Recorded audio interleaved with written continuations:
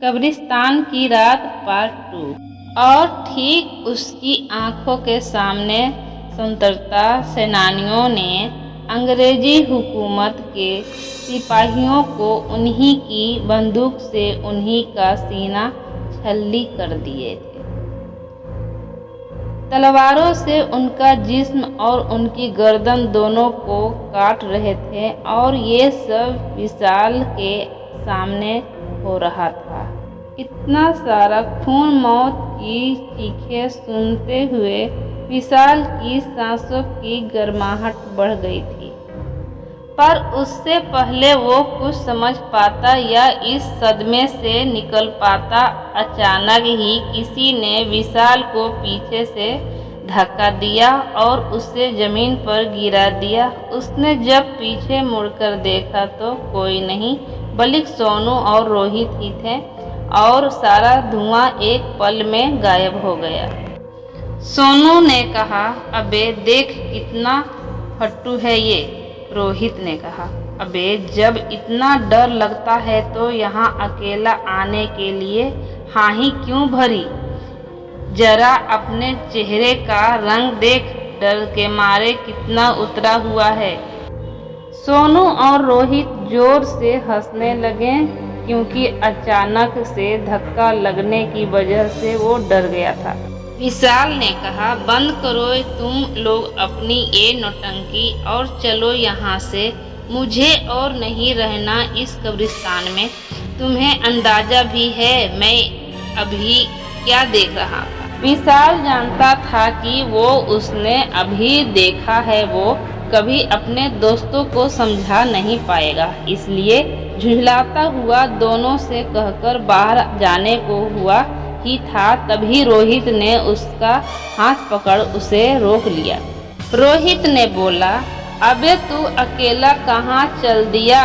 चिंता मत कर, तेरे साथ साथ अब हम भी इस कब्रिस्तान में रुकेंगे, फिर तो ठीक है ना। विशाल ने कहा, पर रुकना ही क्यों है। जब से मैं यहाँ आया हूँ अजीब सी ठंड लग रही है और तुम दोनों के हाथ भी तो बर्फ की तरह ठंड हो चुके हैं। मैं कहता हूँ चलो।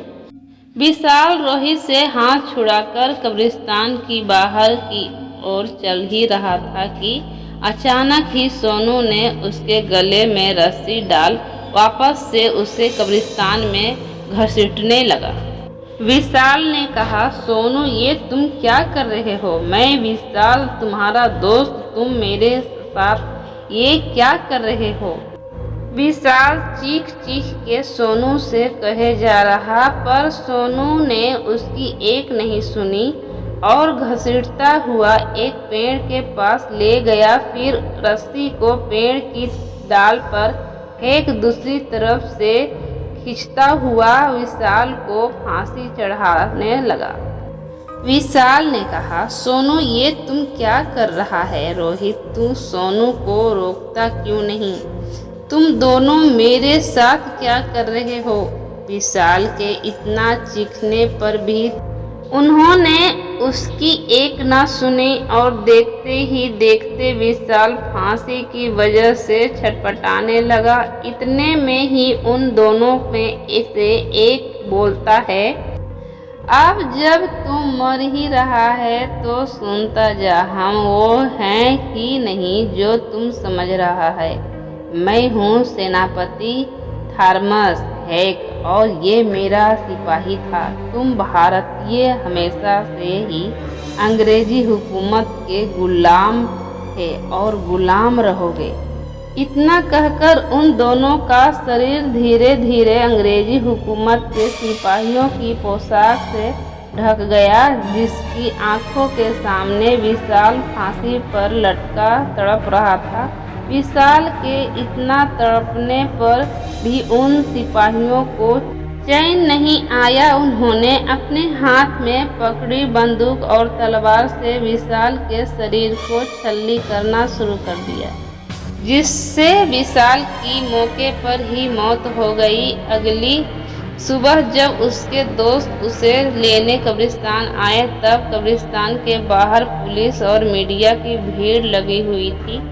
जिन्हें देख दोनों की सांसों तेज हो गई थी। रोहित ने जब भीड़ के बीच जाकर देखा तो उसे कब्रिस्तान के कोने में पेड़ पर झूलती विशाल की लाश दिखी, जिसे देख दोनों चीखने लगे थे। इंस्पेक्टर भी उसकी चीख से समझ गया था कि ये दोनों लाश के जानने वाले हैं, इसलिए दोनों को लाश की पहचान करने के लिए अंदर बुलाया गया। सोनू और रोहित ने जब विशाल की लाश को गौर से देखा तो उनकी भी रूह कांप गई। गला जोर से दबने की वजह से विशाल की आंखों की पुतलियां बाहर आ गई थी। आंखों की जगह दो काले गड्ढे दिखाई दे रहे थे और नीचे जमीन पर खून ही खून बिखरा हुआ था। साथ ही गोलियों के खाली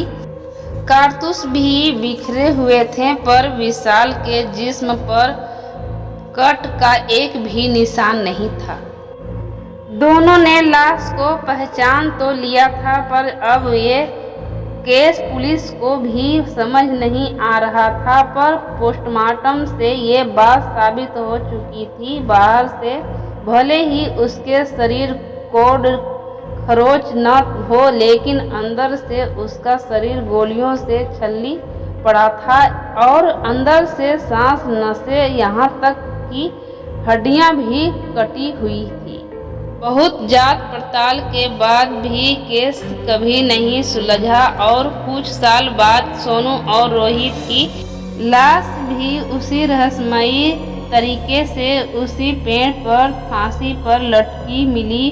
पोस्टमार्टम रिपोर्ट में भी वही लिखा था जो विशाल की रिपोर्टर्स ने लिखा था। शरीर पर एक भी कट के निशान नहीं, पर अंदर से जिस्म गोलियों से छल्ली हुआ था और तलवार से मांस के साथ हड्डियां भी कटी हुई थी। और आज भी इस केस का फाइल लखनऊ के एक थाने में धूल खा रही है।